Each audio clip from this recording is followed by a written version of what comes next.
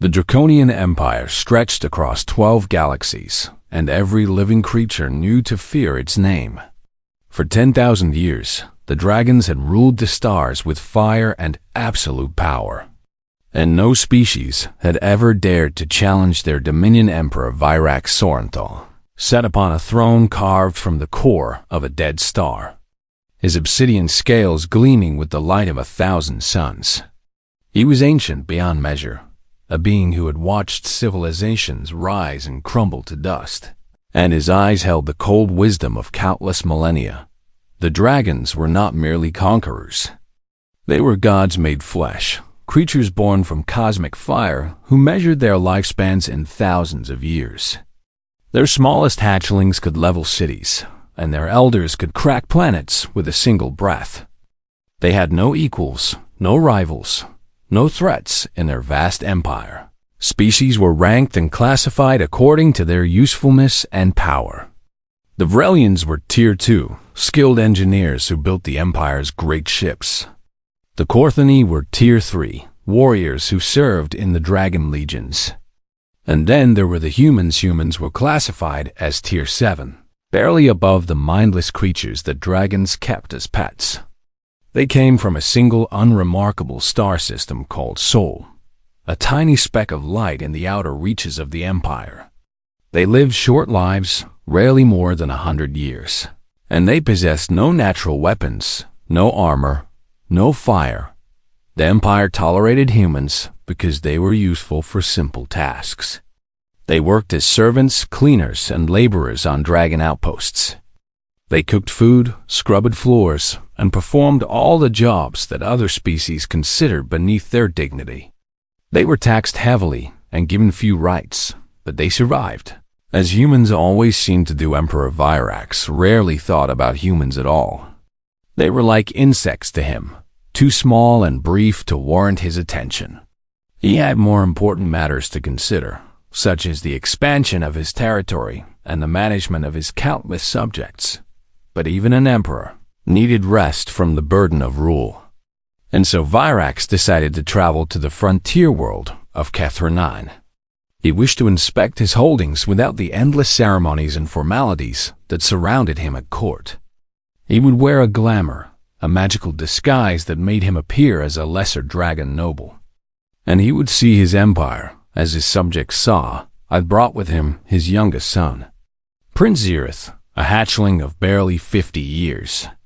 By dragon standards, Zirith was still a child, curious and eager and full of wonder.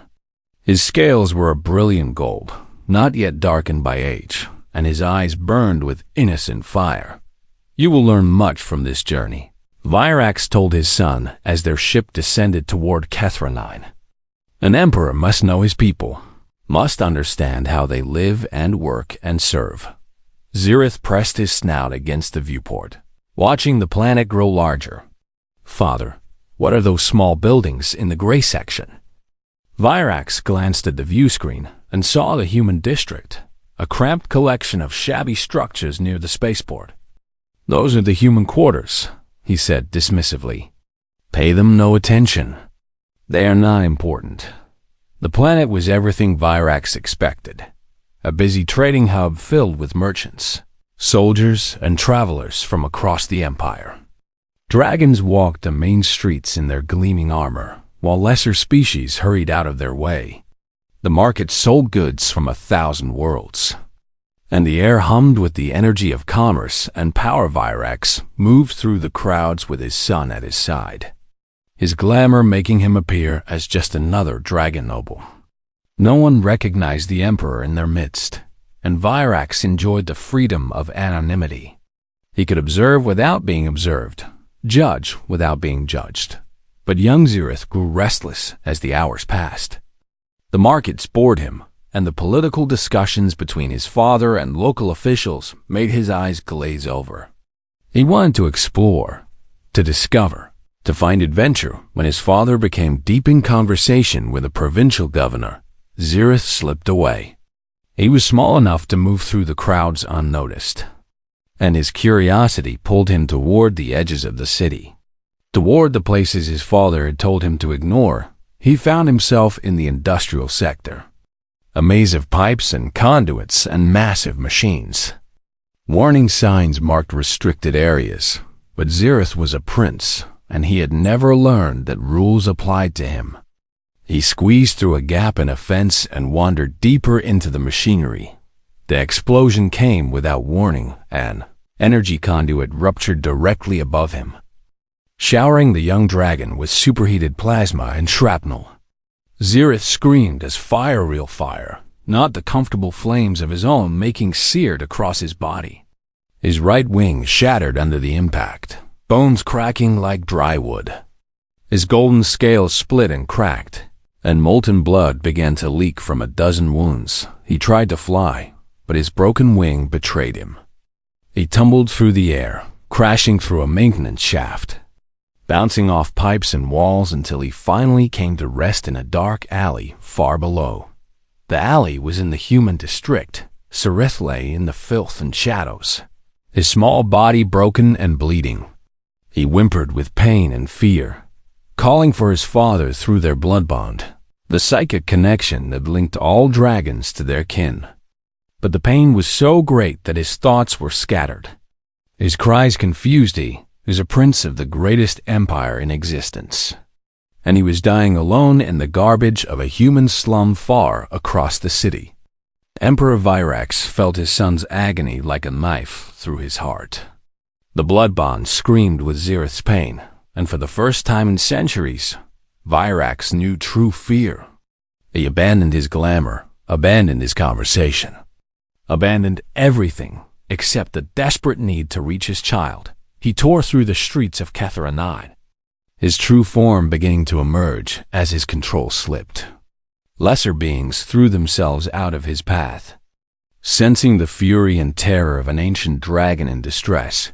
But he was still minutes away when a human woman found his son in that dark alley.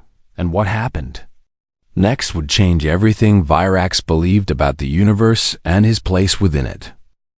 Mira Chen had worked at the Rusty Thruster K for 3 years, and every single day had been exactly the same. She woke before dawn, walked through the dirty streets of the human district, and spent 12 hours serving food and drinks to dock workers, traders, and the occasional alien who wandered in by mistake. She was 26 years old, with dark hair that she kept tied back and hands that were rough from years of hard work. Her eyes were brown and tired, but they still held a spark of determination that refused to die back on Earth. Her younger brother Danny lay in a hospital bed, his body slowly failing from a rare disease that human medicine could not cure.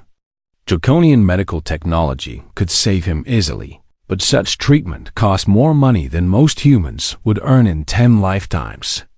So Myra worked double shifts, saved every credit, and sent everything she could spare back home. She had not seen Danny in 5 years, but she thought about him every single day.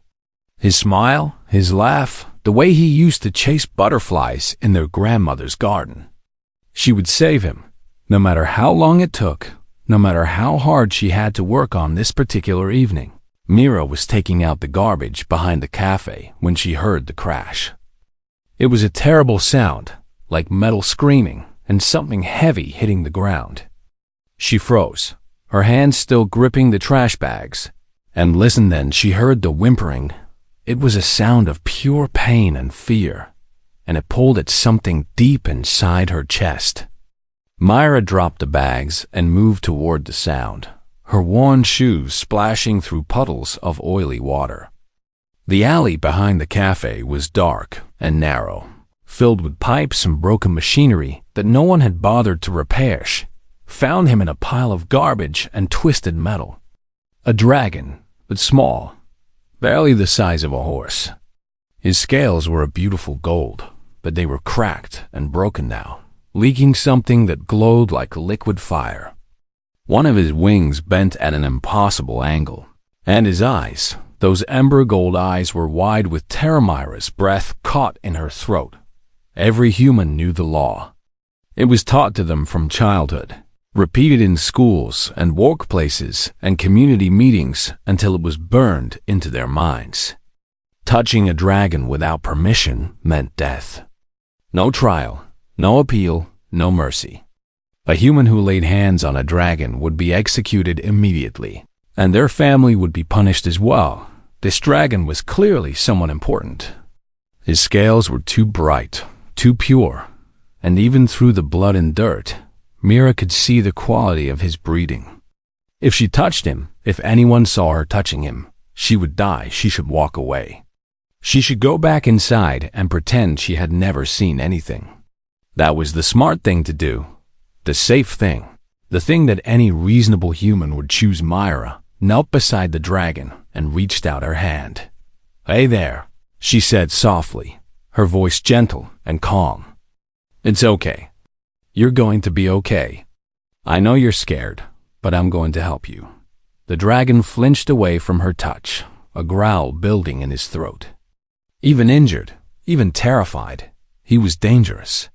His claws could tear her apart with a single swipe, and the fire in his belly could burn her to ash. Myra did not move away. "I know," she whispered. "I know you don't know me, and I know you're hurting. But I need you to trust me.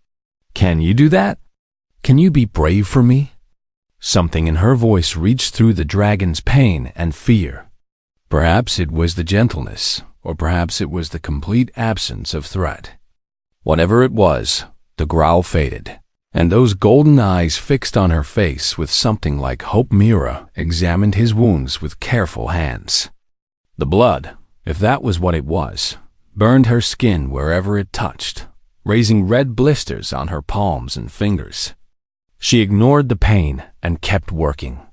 The wing was the worst injury, clearly broken in multiple places, but the cracks in his scales were leaking badly, and she worried he would bleed out before anyone could help him. She pulled off her apron and tore it into strips. The fabric was thin and cheap, but it was better than nothing.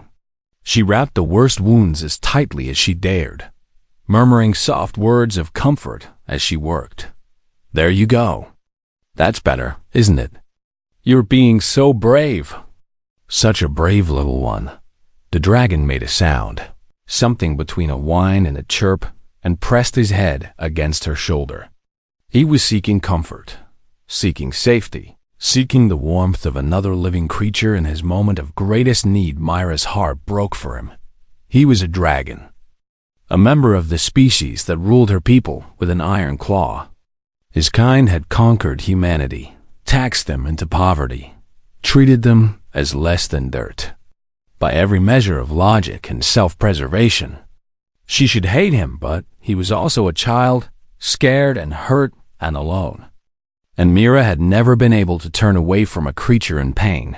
"Okay," she said, her voice steady despite the fear that churned in her stomach. "Okay, little one, we need to get you to a doctor. The medical district is about half a mile from here. I'm going to carry you, and I need you to stay calm. Can you do that for me?" The dragon looked at her with those ember eyes, and somehow, impossibly, he seemed to understand.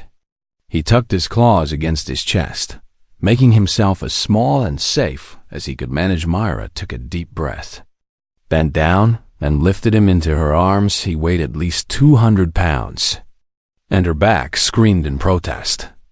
The burns on her hands flared with agony as she gripped his scaled body. But she stood up straight, settled his weight against her chest, and began to walk. The streets of the human district were not empty. People saw her, a small human woman carrying a bleeding dragon through the night. They stared with wide eyes, and some of them called out warnings, told her to put him down, told her she would die for this. Myra kept walking. Her arms shook. Her legs burned. Sweat ran down her face and mixed with tears she did not remember shedding. But she kept walking, one step after another. While the dragon in her arms grew still and quiet, she began to sing. It was an old song, one her grandmother had taught her when she was a little girl. A lullaby about stars and moonlight and dreams that would come true. She did not know why she sang it, only that it felt right. Only that the small creature in her arms seemed to relax as the melody washed over him. She was still singing when the sky split open and the dragon emperor descended in all his terrible glory. The glamour fell away like broken glass, and Emperor HFY revealed his true form to the world. 300 feet of obsidian scales rose into the night sky, blocking out the stars themselves. His wings spread wide enough to cast shadows over entire city blocks, and his eyes blazed with the fire of ancient suns. The ground shook beneath his weight. Buildings trembled. Windows shattered from the sheer pressure of his presence. This was not merely a dragon, this was a force of nature. A creature so powerful that reality itself seemed to bend around him. Every living being within a mile fell to their knees. Dragons dropped from the sky and pressed their heads to the ground. Aliens of every species prostrated themselves in the dirt. Even the machines seemed to grow quiet, as if they too recognized the presence of a god. A wave of terror swept through the human district, and people screamed and fled in all directions. They had heard stories of the Emperor, but stories could not capture the truth of standing before such overwhelming power. He was death incarnate, the destroyer of worlds. The flame that had burned 1,000 civilizations to Ashmira-chan stopped walking. She stood in the middle of the street, her arms wrapped around the wounded dragon, and she looked up at the massive creature that had appeared before her. Her knees wanted to buckle, her body wanted to run. Every instinct screamed at her to drop the dragon and flee for her life. She did not move. Emperor Virax looked down at the tiny human female who held his son, and for a moment he could not understand what he was seeing. This creature, this insignificant speck of mortality, had his child cradled against her chest as if Zirith were her own offspring. Her hands were burned and blistered, her arms shook with exhaustion, and yet she stood there, refusing to kneel, refusing to run. "Give me my son," Virax commanded, and his voice was like thunder rolling across mountains. The words carried power, ancient magic that compelled obedience from lesser beings. Myra flinched at the sound, but she did not release her grip on the young dragon. Instead, she did something that no one had done in 10,000 years. She stepped backward, placing herself between the Emperor and his child, and she raised her burned hands in a gesture of protection. "Please," she said, and her voice was small and human and utterly without power. "He needs a doctor, not more trauma. You're scaring him." Silence fell over the street like a shroud. Every dragon present stopped breathing. Every alien who witnessed this moment felt their hearts freeze in their chests. This human woman, this worthless Tier 7 creature, had just defied the Dragon Emperor to his face. She had refused a direct command and had dared to criticize him. She was dead. She had to be dead. There was no version of reality in which she could survive what she had. Just Donna Virax could feel his own shock like ice in his veins. No one had spoken to him this way since before the fall of the Ancient Ones. Kings and queens had begged for mercy at his feet. Entire species had surrendered rather than face his wrath. And yet this small female stood before him without submission. He could destroy her with a thought. A single breath of fire would reduce her to atoms. His claw could crush her into nothing. The power to end her existence sat ready in his chest, waiting to be released, but something stopped him. He looked at his son, truly looked, and saw that Zirith was calm. Despite the pain of his injuries, despite the terror of the explosion and the fall, the young prince lay quietly in this human's arms. His claws were tucked safely against his chest, and his ember eyes were fixed on her face with absolute trust. Virax had seen his son in the company of dragon nursemaids, of trained caretakers, of beings specifically bred and educated to tend to royal children. Zirith had never been this calm with any of them. He reduced his form, shrinking from 300 feet to something merely massive. His obsidian scales still gleamed with power, but now he was close enough to see the details of the human's face. The tears that ran down her cheeks, the determination that burned in her exhausted eyes. "Why?" he asked, and the question was genuine. He was not demanding or threatening. He truly wanted to understand. "You knew the law. You knew touching a dragon meant death.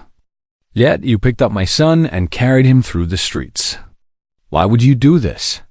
Myra looked at the Emperor, this ancient being who held the power of life and death over her entire species, and she answered with simple honesty. "Because he was scared and alone," she said. "Because he was hurt and needed help.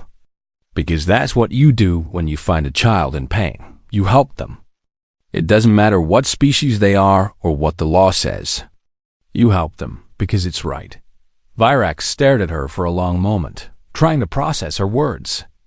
They made no sense to him, not really. Dragons operated on principles of power and territory and bloodline. They protected their own because their own carried their genetic legacy. The idea of risking everything for a stranger, for a member of another species, was simply not part of how dragons thought, yet here was proof standing before him. This human had burned her hands, exhausted her body, and accepted certain death simply to help a creature that was not her own. "You knew you would die," Virax said slowly. "You knew that helping him meant your execution. And you did it anyway." "Yes," Myra said simply. "You are either very brave or very foolish." Myra managed a small smile despite her fear. "Probably both," she admitted. "But I couldn't leave him there. I just couldn't. I know that doesn't make sense to you, but that's the truth." Virax turned to his guards, who had arrived moments after him. "Summon the Imperial physicians," he commanded. "My son requires immediate treatment." And this human, he paused, looking at Myra with an expression no one could read. "This human will be treated as well. See to her injuries. No one is to harm her." The guards exchanged confused glances, but they did not dare question their emperor. They rushed to obey, taking Prince Zirith from Mira's arms with surprising gentleness and carrying him toward the medical facilities. Myra swayed on her feet, the adrenaline finally fading, the pain of her burns finally breaking through. She expected to be arrested, expected to be dragged away in chains. Instead, a dragon physician approached her with medical supplies, and the Emperor himself stood watching as her wounds were tended. "I do not understand you," Virax said quietly, almost to himself. "I have lived 10,000 years, and I do not understand what you are." Myra looked up at him, this godlike creature who ruled half the known universe, and she shrugged her tired shoulders. "I'm just a waitress," she said. "I'm nobody special." Virax looked at her burned hands, at her exhausted face, at the tears that still sparkled on her cheeks. And he thought that perhaps she was wrong about that. Perhaps she was wrong about a great many things that dragons believed about humans. In the weeks that followed, Emperor Virax became obsessed with a question that he could not answer. He returned to his palace among the stars, but his mind remained fixed on a small human woman and the impossible things she had done. He ordered his scholars to bring him everything the Empire had ever recorded about humanity. Every report, every study, every observation made over the centuries since first contact. The data filled entire libraries, millions of documents that had been filed away and forgotten because no one considered humans worth studying in detail. Virax read them all at first. He expected to find explanations that made sense. Perhaps humans helped each other because of tribal bonds, the same way dragons protected their bloodlines. Perhaps their compassion was simply a survival strategy, a way of building alliances in a hostile universe. But the more he read, the more confused he became. Humans did not behave like any other species in the Empire. Their actions followed no logical pattern that his ancient mind could understand. He found records of something called firefighters, humans, who ran into burning buildings to save strangers they had never met. They wore special suits and carried equipment, and they risked death every single day for people who would never be able to repay them. This was not tribal behavior. These firefighters saved members of other families, other communities, sometimes other species entirely. He discovered that humans had created organizations with names like the Red Cross and Doctors Without Borders. These groups sent their members across battlefields to treat wounded soldiers on both sides of a conflict. They did not care which army a patient belonged to. They saw only suffering, and they worked to end it. Virax found records of organ donation, a practice where humans gave parts of their own bodies to save the lives of complete strangers. They submitted to surgery, to pain, to risk, simply because someone else needed what they had.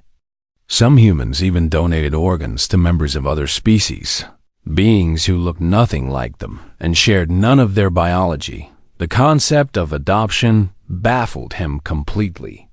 Humans would take children who shared none of their genetic material and raise them as their own offspring. They would love these children, sacrifice for them, die for them, despite the complete absence of blood connection. This made no evolutionary sense. It offered no genetic advantage. Yet humans did it constantly, had done it throughout their entire history. He learned about therapy dogs and emotional support, animals, creatures that humans kept specifically to provide comfort to those in pain. They had taken wolves, predators that could kill them, and through generations of affection and care, had transformed them into loyal companions called dogs. The relationship benefited the wolves, certainly, but the risks humans had taken to create it defied all logic. The historical records were even more disturbing. Humans had died to protect each other throughout their entire existence as a species. They had thrown themselves on grenades to save their companions. They had starved themselves so their children could eat. They had walked into certain death to give others a chance to escape. Virax found the story of a human ship called the Titanic. When it sank in freezing waters, the human males had given their places on rescue boats to females and children they did not even know. They had stood on the deck and watched their only hope of survival float away, and they had done it willingly. Without being forced, he discovered records of humans on Catherine itself. A human child who had given her food rations to a starving Relian refugee, going hungry for days so that an alien could survive. A human maintenance worker who had died repairing life support systems for a station that housed species who openly despised his kind. A human doctor who had worked for free in the alien slums, treating patients who could never pay. And then there was Myrick and Virax. Had his intelligence officers compile a complete profile of the woman who had saved his son. They found nothing remarkable about her circumstances. She was poor, overworked, forgotten by the Empire like all humans. Her life was an endless cycle of labor and exhaustion, but they also found her financial records. For 3 years, she had worked double shifts at a filthy cafe, and nearly every credit she earned had been sent to Earth. She was paying for medical treatment for her younger brother, a child she had not seen in 5 years. She was slowly killing herself with work so that he might live. She had nothing. She owned nothing. She had no power, no influence, no protection. And yet when she had found a wounded creature in an alley, she had given everything she had to save him. Virax sat alone in his throne room, surrounded by data that his 10,000-year-old mind could not process. Dragons had conquered the stars through strength and fire and fear. They had built an empire on the principle that power was all that mattered. The strong ruled, the weak served, and compassion was weakness that evolution should have eliminated long ago. But humans were different. They were small and fragile and short-lived. They had no natural weapons, no armor, no fire. By every measure the Empire used, they should have gone extinct millions of years ago. Instead, they had survived everything the universe threw at them. And they had done it through cooperation and sacrifice and love. They had conquered their own world, not through domination, but through connection. They had built civilizations on the foundation of helping each other. Their greatest achievements had come not from individual strength, but from millions of small acts of kindness accumulated over generations. Virax thought about his own empire. 12 galaxies held together by fear and military power. Billions of subjects who obeyed because they had no choice. An endless cycle of conquest and control that had continued for 10,000 years. And he thought about Myra Chum. Standing between him and his son, her burned hands raised in protection. Her tired eyes filled with nothing but determination to help a child in pain. Dragons could destroy worlds. But could they do what that human had done? Could any dragon in his entire empire have made the choice she made? The Emperor of 12 Galaxies sat alone in the darkness, and for the first time in millennia, he wondered if everything he believed about the universe might be wrong. Prince Xerath recovered fully within a month. Dragon healing was powerful, and the Imperial physicians were the best in 12 galaxies. His wing mended straight and strong. His scales regrew without scars, and soon he was flying again through the corridors of the palace, as if nothing had ever happened, but something had changed in the young prince. Every day, without fail, he asked about the kind human. He wanted to know where she was, what she was doing, whether she was safe. He remembered her voice, her gentle hands, the lullaby she had sung while carrying him through the dark. Streets Virax watched his son and saw something he had never expected to see in a dragon child. Xerath had developed affection for a member of another species. Not the condescending tolerance that dragons usually showed to useful servants, but genuine care for another living being simply because she had been kind to him. The Emperor thought about this for many days. He thought about everything he had learned about humans, about their strange and wonderful and terrifying capacity for compassion. And slowly, a decision formed in his ancient mind. He summoned Mira Chen to his flagship. She arrived expecting execution. Despite the Emperor's orders that she not be harmed, she could not believe that her life would be spared forever. She had touched a dragon prince, had defied the Emperor himself, and such things could not go unpunished. The law was clear, and the law had not been changed. She was brought to the throne room in clean clothes, the first new clothes she had worn in years. Her burns had healed, leaving only faint scars on her palms, reminders of the night she had chosen compassion over survival. She walked with her head held high, determined to face her death with dignity. What she found when she entered the throne room made her stop in confusion. Emperor Virax Sarenthal, ruler of 12 galaxies, conqueror of 1,000 worlds, was on one knee before her. The gesture was so shocking that Myra could not process it. No dragon had ever knelt before a non-dragon in recorded history. It simply did not happen. Dragons were supreme. Dragons were gods. Dragons did not bow to lesser species. I have lived 10,000 years, Lyrax said, his voice echoing through the vast chamber. I have burned worlds and shattered empires. I believed that strength meant dominion, that power meant the ability to destroy. I measured all things by their capacity for violence, and I found humanity wanting. He raised his great head and looked at her with eyes that had seen civilizations rise and fall. I was wrong. Myra stood frozen, unable to speak, unable to move. She did not understand what was happening, could not comprehend why the most powerful being in the universe was kneeling before a waitress from the slums of Catherine. You taught my son something that 10,000 years of dragon wisdom could not. Virax continued. You taught him that strength can be sacrifice, that courage can be kindness, that the measure of a being is not what they can destroy, but what they choose to protect. He rose to his full height, still massive, still terrifying, but somehow different now. There was something in his eyes that had not been there before, something that looked almost like humility. I'm in your debt, he said. A debt that cannot be repaid with gold or power. But I would try. Name your reward. Anything within my power to grant is yours. Myra's mind raced through possibilities. She could ask for wealth beyond imagination. She could ask for power, for territory, for anything her heart desired. She could become the most important human in the empire. A figure of legend and power. She asked for one thing. "My brother Danny is sick on Earth," she said, her voice steady despite the tears that threatened to fall. "He needs medical treatment that I cannot afford. I want him healed, and I want to go home to him. That's all I want." Virax stared at her for a long moment. She could have asked for anything, could have changed her entire existence with a single request. Instead, she asked for the chance to care for her family.